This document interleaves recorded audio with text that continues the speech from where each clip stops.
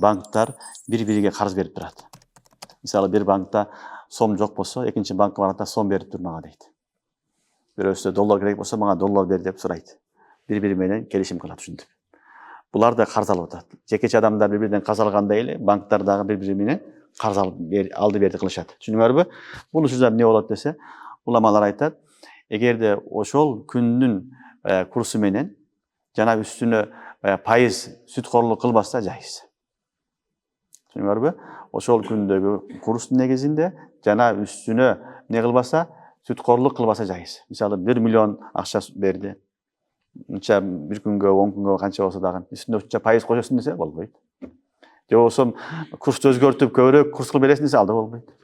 Ошол күндүн курсу менен келишимдеги.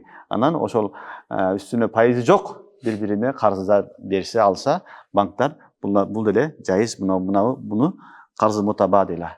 Bir-biri менен карыздашуу, берип алды берди кылуу деген маселе айтылат. Бирок дагы бир шарт уламалар айтат, мен да карыз берем, сен да карыз бер деп шартташпасын дейт. Шартташпаган жакшы. Шартташпастан туруп ушундай иш кылса болот. Түшүнүңөрбү?